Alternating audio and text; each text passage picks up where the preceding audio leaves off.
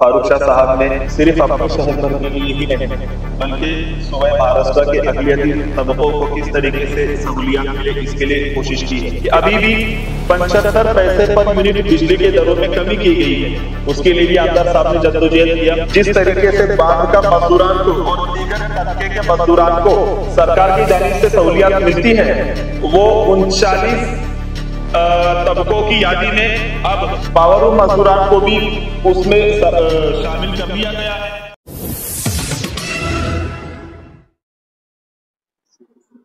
यहाँ पर मौजूद हमारे तालुका सेक्रेटरी अजहर खान और जुनैद जावेद शाह और शहर मालेगांव के लेबर ऑफिसर कामगार अधिकारी और मेरे साथ में धुलिया से आए हुए आसिफ शाह साहब मालेगांव के तमाम हजरात यहाँ पर मौजूद है। अतीक शाह साहब, रियाज शाह साहब और बाकी हमारे मुताल्लिकीन।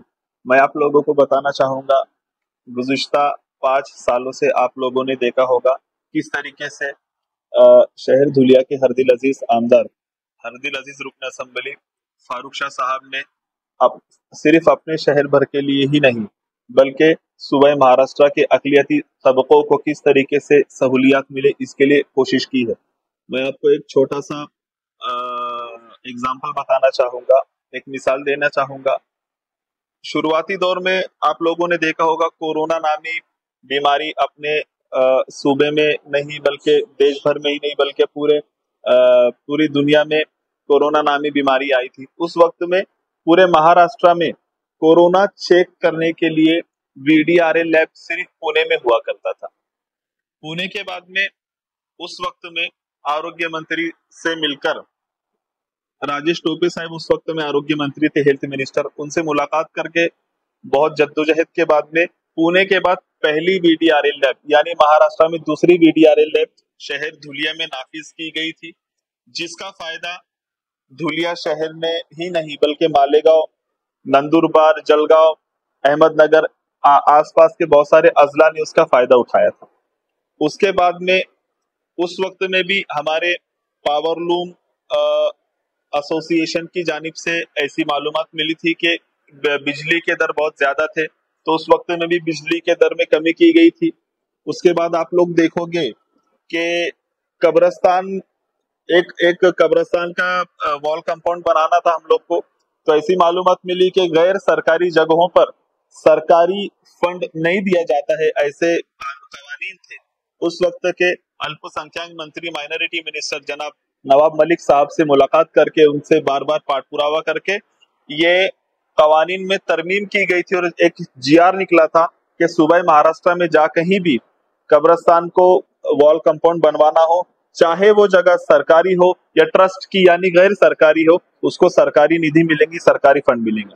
तो ऐसा सूबे महाराष्ट्र के अक़लियती तबके के लोगों को, हमारे लोगों को किस तरीके से सरकार की जानिब से सहूलियत मिलती रहे, इसके लिए हमारे आमदार फारूक शाह साहब ने मुसलसल जद्दोजहद और कोशिश की है। उसी तरीके से मुझे आज ये बताते हुए बहुत ही मसरत और खुशी हो रही है कि अभी भी बिजली के दर की शिकायतें, आपको भी पता है हमारा धुलिया, मालेगांव, भिवंडी ये लार्ज स्केल इंडस्ट्रीज के नाम से बहुत बड़ा टेक्सटाइल प्रोडक्शन हब के नाम से जाना जाता है। यहाँ पर मुसलसल बिजली के दर की शिकायतें थी। आप लोगों को बहुत खुशी के साथ मैं ये बताता हूँ कि अभी भी 75 पैसे पर यूनिट बिजली के दरों में कमी की गई है। उसके लिए भी आमदार साहब ने जद्दोजहद किया और उसके बाद में भी आपने हमारे कामगार अधिकारी साहब को सुना, वो ये बता रहे थे कि जिस तरीके से असंगठित मजदूरान बाकी के तबकों के मजदूरान को जैसे कि बांध का मजदूर है उनको सरकार की जानिब से जो सहूलियत मिलती है वो पावरलूम मजदूरान को भी मिलनी चाहिए। ऐसी बहुत सारी मालूमात आमदार साहब के पास आई थी और हम लोग यानी आमदार साहब 1 साल से इसके लिए जद्दोजहद और कोशिश कर रहे थे और जो कामगार मंत्री सुरेश भाऊ खाड़े साहब, उनसे बार बार मुलाकात करके पाठपुरावा करके जो कागजी कार्रवाई थी वो करने की कोशिश की जा रही थी।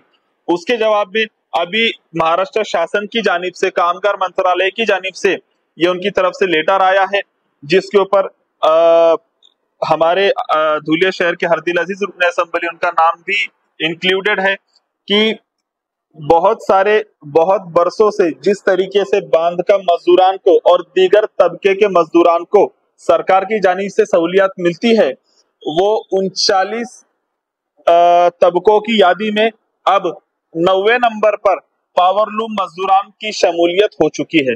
पावरलूम मजदूरान को भी उसमें शामिल कर लिया गया है।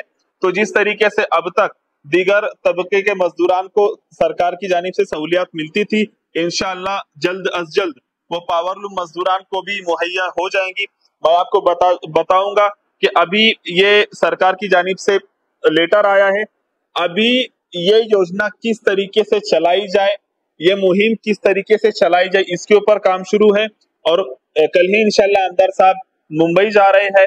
बहुत जल्द मैं आप लोगों को शासन की तरफ से जीआर ला के दूंगा और उसके बाद में कामगार अधिकारी साहब की तरफ हमारे सारे पावरलूम मजदूरान को अपने अपने रजिस्ट्रेशन यानी कागज जमा करने रहेंगे और जल्द अज जल्द हम इस चीज को कैसे अमल पजीर कर सके इंशाल्लाह कुछ दिनों में आपको बताऊंगा। आज की मीटिंग में यकीनन आमदार फारूक शाह साहब आने वाले थे।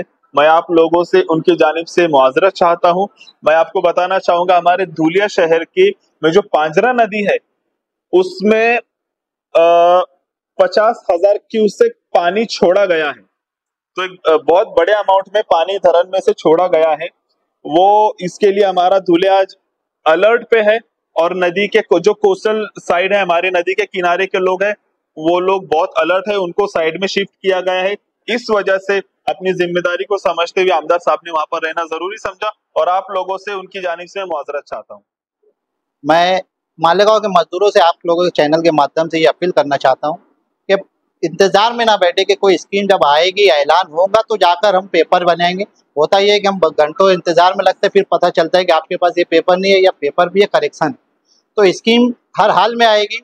अगर फारूक शाह साहब के साथ साथ शेडो यूनियन की डॉक्टर DL करार साहब की पूरी ताकत है।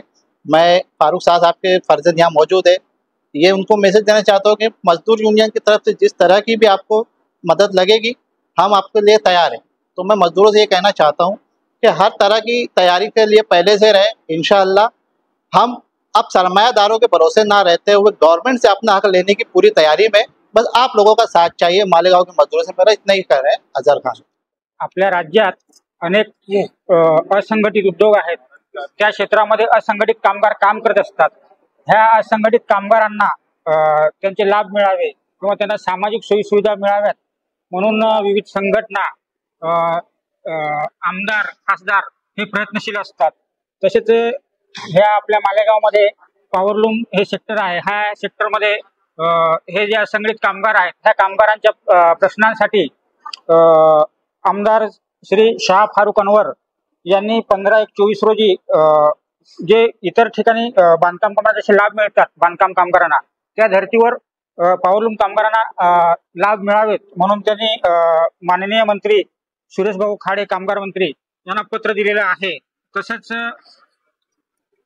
त्या कामगारांना जे लाभ मिळणार आहेत ते या असंघटित कामगारांना मिळावे त्याच्यासाठी ते सतत प्रयत्नशील असतात। त्यांनी 19 त्या अनुसरून कामगार मंत्र्यांनी 19/6/24 रोजी आमदारांना त्याची एक प्रत दिलेली आहे की असंघटित क्षेत्रामध्ये पॉवरलूम उद्योगासाठी एक मंडळ स्थापन करण्यात येणार आहे आणि ह्या मंडळाचे त्यांनी 9व्या क्रमांकावर अंतर्भाव केलेला आहे आणि त्यानुसार याच्यामध्ये हे जे आभासी मंडळ आहे म्हणजे 39 आभासी मंडळ निर्माण केली जाणार आहेत। त्याचे पॉवरलूम जे असंघटित क्षेत्र आहे, तुम्ही बघा आपल्या इथं मालेगाव असेल, भिवंडी असेल, सोलापूर असेल, अशा ठिकाणी हे बरेच कामगार काम करतात। त्यांना काही सोयी सुविधा नाही, त्यांना पिण्याचा प्रश्न असेल, पाण्याची कामाच्या ठिकाणी असेल, सोयी सुविधा असेल, बोनस असेल, ESI असेल, PF असेल आणि इतर सोयी सुविधा ज्या आहेत म्हणजे आपण त्याला विमा म्हणतो किंवा ह्या ज्या गोष्टी आहेत इतर लाभ त्यांना मिळाले पाहिजेत। त्यासाठी सामाजिक संघटना आणि आमदार हे प्रयत्नशील असतात